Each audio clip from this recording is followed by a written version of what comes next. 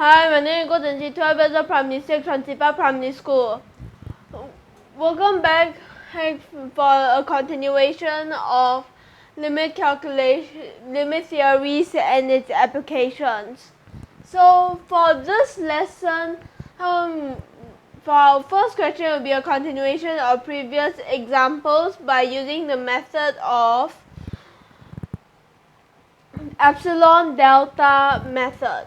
Well, for the second example, as you can see here, what we are going to use is going to be the epsilon x method. Well, let's just move on. So for the first question, what we have is that, so there's upside down a which is given, so epsilon is just a random number, okay? So over here for this, for epsilon, it is bigger than 0. And then when given that epsilon is bigger than 0, delta exists, and it's also bigger than 0. So the backwards e basically means exists, okay? So for this part over here, now that we've gotten the first part, what we can see over here is that, so we're going to let, so for this part, so the question over here, in case you didn't get the hang of it, so for this part, limit x approaches to 1, 4x minus 3 is equals to 1. So normally when you calculate it, you just sub in the x and you get 4 minus 3 equals 1. Well, over here we're supposed to prove it, so normally on normal circumstances you would think that x is only approaches to 1. No matter how close it is to 1, it would never be 1. And so it's like it's always near 1 and not actually 1, right? Well, despite using that, this will still be true, and I'm going to prove it. So this is the first step, and we're going to let 4x minus 3 minus 1. As you can see here, this is the difference between the result of this part and the tendency over here, okay? So this is going to be smaller than epsilon. As you can see here, epsilon being the random number. So over here what we have is that, so it means that 4x minus 4 modulus is smaller than epsilon. Thus, you can divide 4 on both sides, and x minus 1 modulus is smaller than epsilon over 4. And thus over here delta, which is for the small number over here, so we're going to let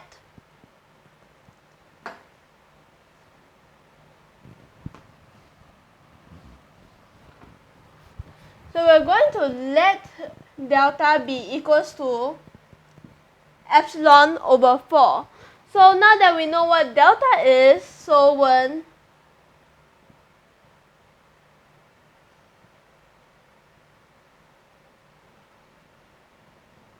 x minus 1 is smaller than delta, we have proven that limit x approaches to 1, 4x minus 3 bracket is equals to 1. Okay, so this is proven. Okay, and now, so for our first example over here, we use the epsilon delta method, right? But what about for ours? Now moving on to the next example, so compared to the first example, whereas x is approaches to 1, so you can sub 1 in this case, for it is not a indeterminable form, as when you sub it, it will just become 4 minus 3, which becomes 1. On the other hand, there are other cases whereas if you sub it in, then you get indeterminable forms. So while calculating, depending on the question, you can sub it in or not. Okay, so Now for the next example over here, what we have is x approaches to positive infinity. So if you're just calculating it, then infinity, if you sub it in, then you get an indeterminable form, infinity over infinity. While for this part, if you really want to calculate it, then you can use the method of changing infinities to infinitesimals, and you will get 1 over 3 as shown above. Okay, but right now we're going to prove it, so we aren't going to use this kind of methods. Okay, so for the first part, it's still going to be the same. So given that epsilon is bigger than 0, so instead of having delta being, instead of the existence of delta, so instead it will be for capital X. So reverse, it basically there exists. So for this part over here, what you have is capital X, and it will most definitely be bigger than 0. So over here, as you can see for this part, what we're going to have is that. But another thing for X is that, so number one for delta is that it meant for the smaller numbers and all, while for X is like very large numbers, and compared to 1 and all those things, infinity is more like a process for, if you have a very large number, there's still going to be a lot more larger numbers, okay? And another thing is that for X belongs to a real positive number, so there ain't gonna be no negative numbers inside. There's also definitely no whole imaginary numbers inside, okay? So now that we have gotten this, we can let, so we are going to let, so this minus this being smaller than epsilon.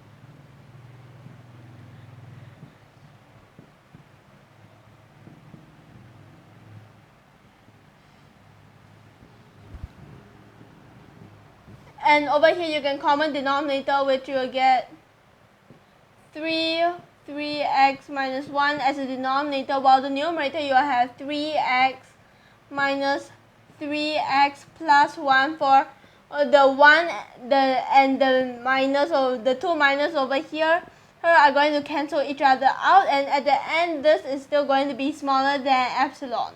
And now that we have gotten this done, you can minus these two and you get 1 over 3x minus 1. And what you have is that it will still be smaller than epsilon. Well, now we can make this a fraction. For this part will not be a fraction anymore, and you can move the 3 over here. So it will become 3x minus 1. So over here, it's not just 3 epsilon, so it will be 1 over 3 epsilon. But over here, since you made this fraction instead, so for this part, what you have is that 3x minus 1 modulus is going to be bigger than 1 over 3 epsilon, okay? So now that we have gotten this, we are going to let another thing. You cannot let x be 1 over 3, well, or else it becomes 0. So x is bigger than 1 over 3 here. And another thing is that because x is bigger than 1 over 3, when 3x minuses 1, it will always be positive, so the modulus would not be needed. So 3x minus 1 modulus is equal to 3x minus 1. Okay, and now that we have gotten this part done, what we're going to have next will be, so it will basically mean that 3x minus 1 is bigger than 1 over 3 epsilon, okay? And then after that, over here you can move it this part, and you have 3x over here as 3 epsilon. And so x will be bigger than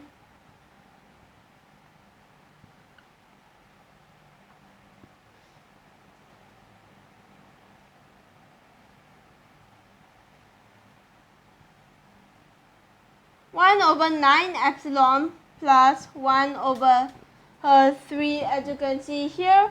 So for this part, what you get over here is that, so now that we have gotten this part, so how are we supposed to find capital X? So capital X will be, and just over here, we'll have capital X. So capital X, what will capital X be? So capital X will be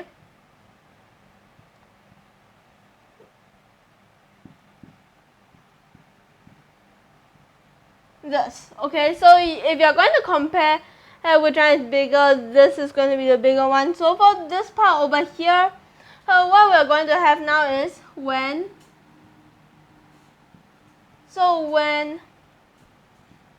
X is equals to the maximum,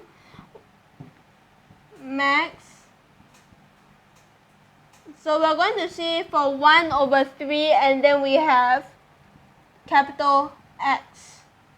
So when X is maximum for 1 over 3 or capital X, over here for this part, it shows that limit X approaches to positive infinity, X over 3x minus 1 will be equals to 1 over 3, and here it is shown. Okay, alright, so for this part, I'm going to do a little bit of comparing here, mainly for the X and the delta, okay. So for the delta, when it's bigger than 0, it's like sounds like an infinitesimal. It's a very, very small number. It's just bigger than 0, that's it. On the other hand, for capital X, it is bigger than 0, but it is not a small number. Instead, capital X is a very large number, okay. So it's a very big number. So for this part, for both of these, for the first example, the method we used was the epsilon delta method, whereas it's for those smaller numbers and all. And once we get, so it's like once we get what delta or X, capital X is, we basically have proven this, okay. So for this part over here, this is mainly for the first example, and this is for the second example, whereas instead of the epsilon delta method, it is the epsilon capital X method. And keep in mind that capital X belongs to a positive real number, okay, so there won't be any imaginary numbers. So over here, as you can see here, for this part, it's a little more complicated, but once you find out what capital X is, you'll be able to will have proven this. So I'm just going to give a quick look for both of these questions, and that will be all. Last but not least, thank you for your watching.